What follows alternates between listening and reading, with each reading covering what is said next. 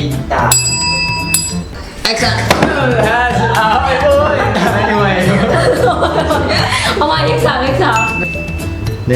2แอคชั่นทูมอร์โล Hello some guys so right now Get set ready โอเคมื้อนี้ถ้าจะมานี่ชาเลนจ์กินอาหาร โอ้ยก็ กูหัวอาหารประเภทใดอาจจะเป็นเส้นเป็นอย่างเป็นข้าวโดยปิดตาก่อนตายเนี่ยสลับบ้างเคยมาจากเครือนะ มาดิเหรอ กระโดดคนใหญ่ เลย บางเงิน เอามารายการนี่มา ทำไม ถ่ายได้ กัน เดือน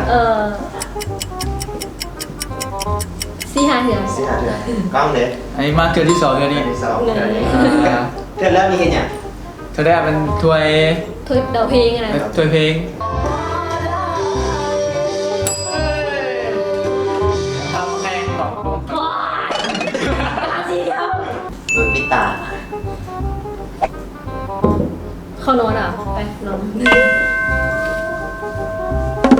เข้าคอมัน โอเคใจเย็นๆนะคะจะได้เสิร์ฟอาหาร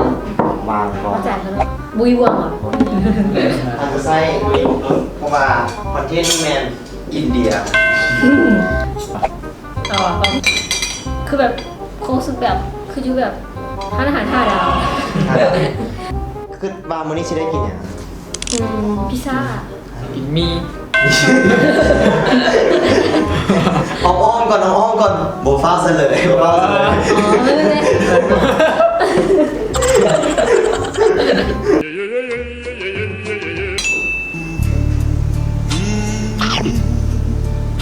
มีโมทนี้จะเป็น คือแบบมีไว้น่ะ อ๋อมี รสเนี่ย รสชาติยำๆมั้ง บัวไว้ มีรสชาติยำๆอีกป่ะก็เดี๋ยวเรามีแบบบาร์บีคิว มีห่อยำๆมั้ง รสชาติเด็ดรสชาติเด็ด คล้ายๆกันเลยพวกต้มหมูอ่ะ ก็มีไว้ ก็มีไว้ไหมเค้กเปิดตา ตา มาตัดไหม นี่เขาจะได้กินมีวันนี้น่ะ คือใคร เมนละเพราะว่าเอาพิซซ่าเกินไป มีรสชาติ มีอะไรอ่ะมีไว้แหละโบมีไว้จะเป็นฟูต่าง เบื้องหน้าตามันคือแบบยี่ห้ออย่าง ยำ ยี่ห้อมาม่า กินเลย บริกิน อาซีมัน ตังเลย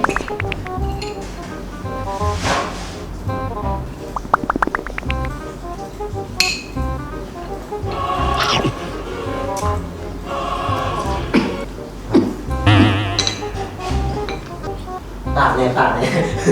ทำยังไงมันเนี่ย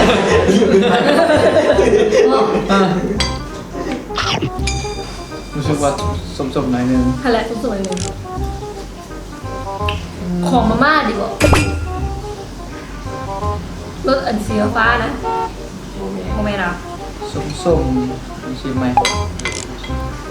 มันคือกับแบบคือบุ้งเลยนะ เส้นมีไว้ นั่นแหละ แต่ว่าหน้ามันจะเป็น คนละเรื่องเลย รสโถสีฟ้าส้มๆนั่นเอง ตาเขาเนี่ยตาเว้ย มันเคยกินได้ดี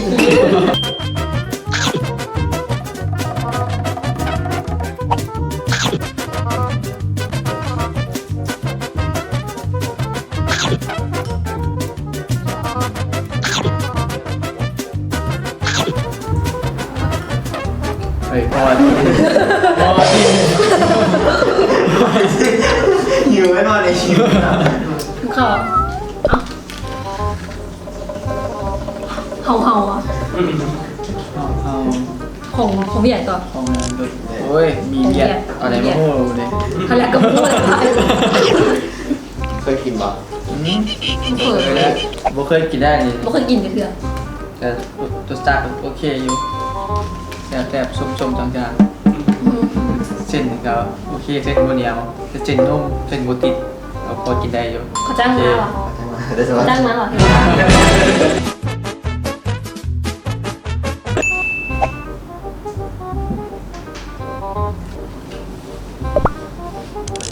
อนแล้ว ดูได้ป่ะ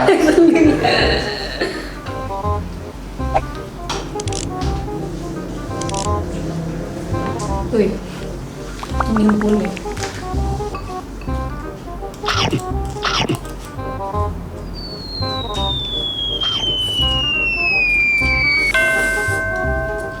กินมันแบบหอมๆนะคือมียำๆข้างน้อยนะหอมคือขนอนอะคือของมันน้อยมากกินนะมีนะเป็นยำข้างน้อยนะนั่นแหละแมนแมนอีหลี ยำ บอกแล้วแมนอีหลียำข้างน้อย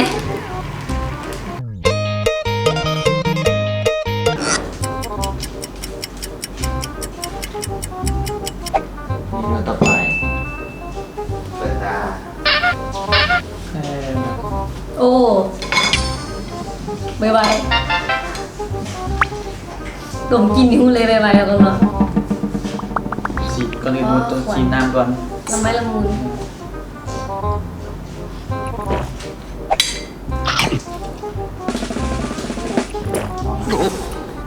แต่เค็มๆนิดนึงเลยตรงนี้ ตัวนี้มันมีใบๆนี่ ผมว่ามีบายบาย ใช้ก็เค็มๆหน่อยนึงนัวมันจะ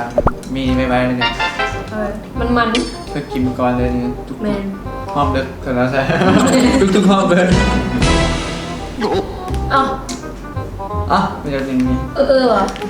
เฟอ เอฟ F F อะไรคือมีใบๆรสชาติ เท่าไหร่ เจอกันเลย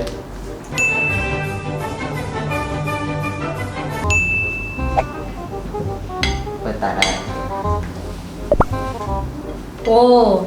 ยำต้มยำกุ้ง ชิมก่อนเดี๋ยวเอา รสสีแดงนะเนี่ยมันจะสีนะ ชมดี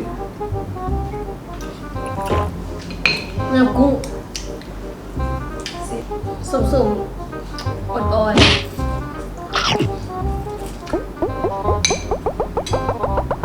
ดูลงไหม เป็นกุ้งวะ ไม่ร้อนน้ำกุ้ง ยำจัมโบ้ บอกต้มยำกุ้งคือเสย ไม่เลยมั้ง เห็นแล้ว นี่นะ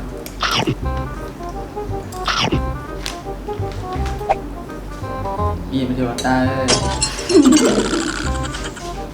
นี่มันคือยำ จัมโบ้ โอ้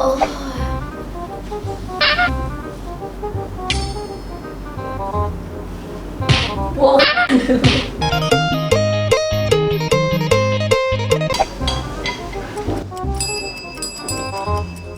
เสร็จแล้ว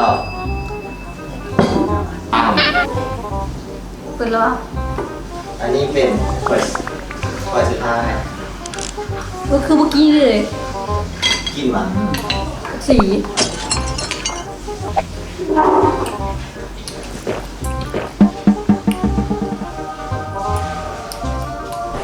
หรือซิมไม่ต้องบริจาคทุกชาติ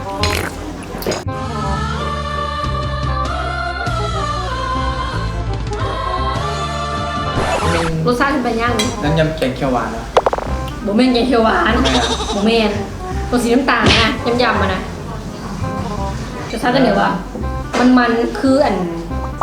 คือข้าวขาหมูนะ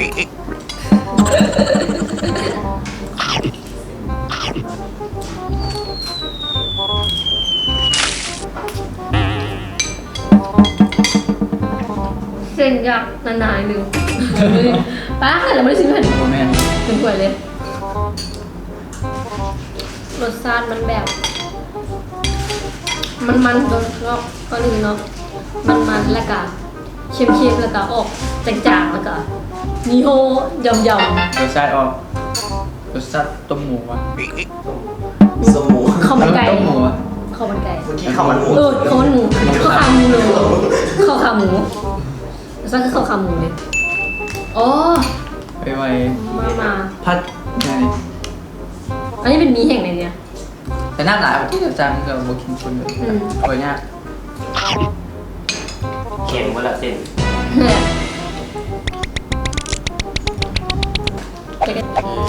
รสชาติแบบค่อนข้างแซ่บคุณตา รสชาตินี้เบาอะไรเนาะ อันนี้ก็คือกันยำจัมโบ้ มี10คะแนนให้จากคะแนน 10 เต็ม อันนี้ให้เจ็ดตัวนี้คิดออกส้มๆกลางๆเลยเนี่ย 10อันนี้กูมาก่อนเด้ นั่นแหละ เป็นเส้นเลย เรื่องเส้นตัวนี้เส้นแซ่บเส้นนุ่ม อะไรสิ คนเนี่ยกินสบาย ขั้นแบบหอมๆตะลึงนี่เนาะน้ำยำนี่สแลกเขามักกินแบบนี้พนันเด็กน้อยมักกินหลายมันจะไม่เห็นยิงท้องอะนะก็มันกินดิบได้อันนี้กับหอมของสาลีนะอันว่าจะให้เขาเห็นอย่างกับคอมเมนต์มาหลายๆคอมเมนต์มาได้เลยเนาะตามที่คนบอก ถ้าอยากให้เขาได้กินอย่างกับคอมมินมากินหลายๆอย่างคนนี้เลยในห้องดองอย่างแนวแปลกๆแนวที่บ่เคยซีว่าอย่างกับแต่ในคอมมินมาใต้คลิปนี้ได้เขาสิดอง เ